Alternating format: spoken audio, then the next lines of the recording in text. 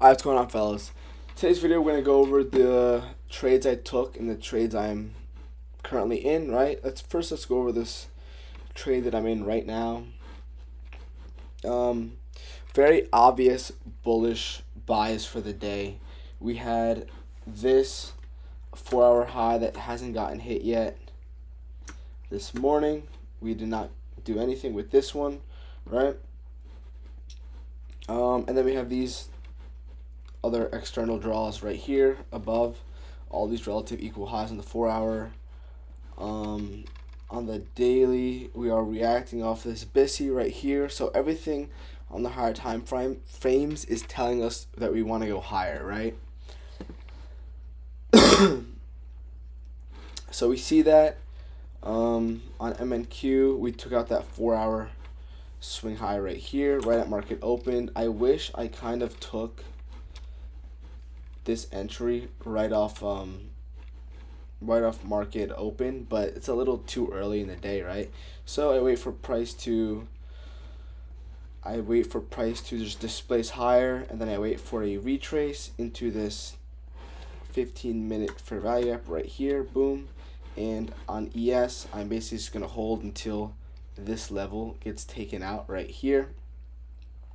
Once ES takes out this 4-hour swing high, I'm not really too confident in price going much higher, right? So I'm just going to hold, or I might just leave this for the max winning day on the combines. This would be on 2 combines, so pretty good combine trade. But on the XFA, I got pretty cooked pretty bad today, right? And I really don't even want to show you guys this because it's so embarrassing. But I just crashed out, had a mental lapse. I was not thinking straight this morning. But yeah, let's just go right into the XFA real quick. So on the XFA, I don't even really know how to mark this out, right? So first thing I do is look for draws and liquidity. I have this 4-hour swing high mapped out right here, boom.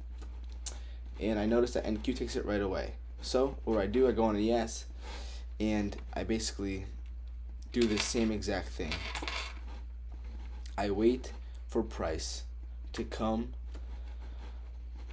and take out these draws on liquidity, right? So my next step in my trading process is, okay, what are some areas that price can hold and deliver to your draw on liquidity, right? So this is my draw on liquidity. We just swept out this on ES, right? So what do I see?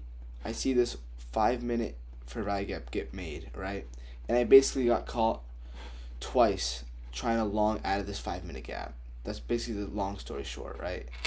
I got too eager to go short, and my key level wasn't good. This wasn't a high probability area for price to hold and deliver higher, and I got cooked for it basically. And the learning lesson here is you gotta wait for the overall liquidity to be swept. Like, I understand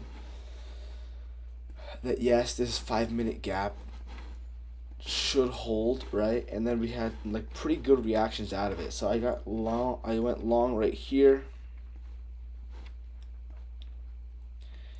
right there, and I got really not unlucky, but it was just really unfortunate. What happened is I get stopped out and the price immediately goes back up, right? So then on this retrace, this was the bad trade, really. I'm not really too angry about this first one right here, but this second one right here, I just impulse bought in, same stop loss, going for it. I thought this time we were ready, and I just get cooked, right?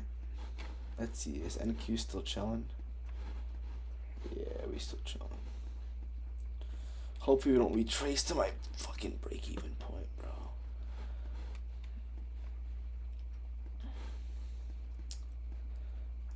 I low-key might take it out.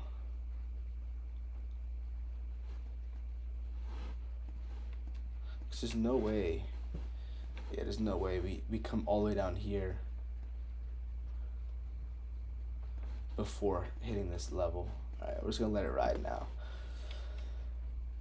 But we're gonna watch this out. We're gonna watch for this. So basically, yeah, I took two $400 positions, and we got cooked. That's pretty much the end of the story. What actually wanted to happen was, what Price actually wanted to do was, Price wanted to sweep out these forms of liquidity before going higher, right? So we're basically just chopping around the 15-minute and the 5-minute. I got caught in this chop. And same thing on NQ is, we saw this 5-minute gap get made, and we're showing signs of support. But obviously, if you want to take the highest probability long, you want to wait for that deeper retrace into this 15-minute for value gap right here. So after we tap into this 15-minute gap, and then I see this nice bullish flip on the 5-minute, I'm very confident that the draw is higher, and we do want to go higher, right? But I just didn't know. I just was too eager to get into the trade, man. I was just a dopamine junkie this morning, and it happens. I'm going to journal these trades, reflect, and try to learn off of it.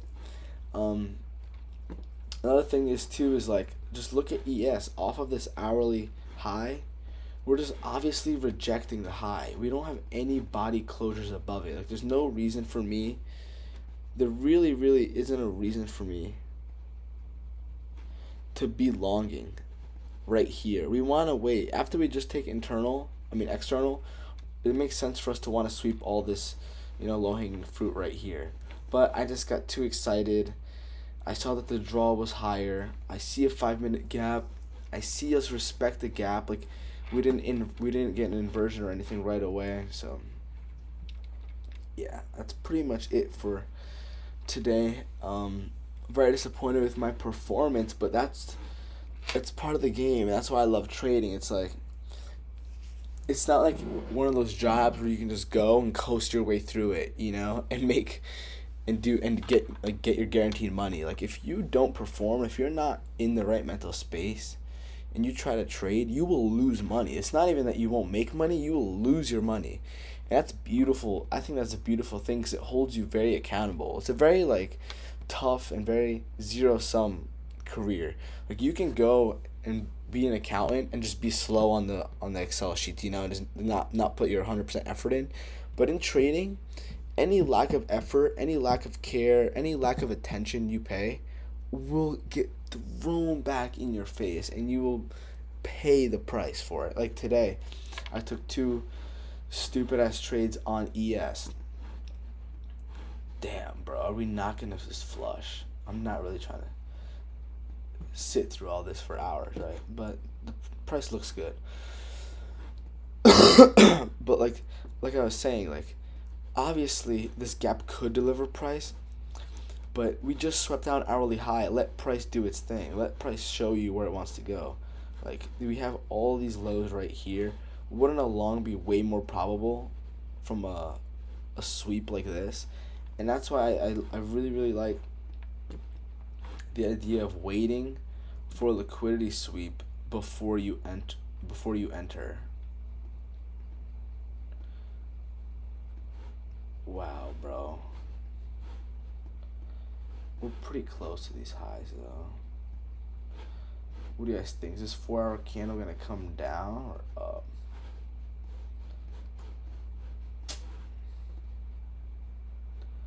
I don't really want to see price. No, I got to wait until ES takes out. Alright, well, now I'm just thinking out loud for my combine trade.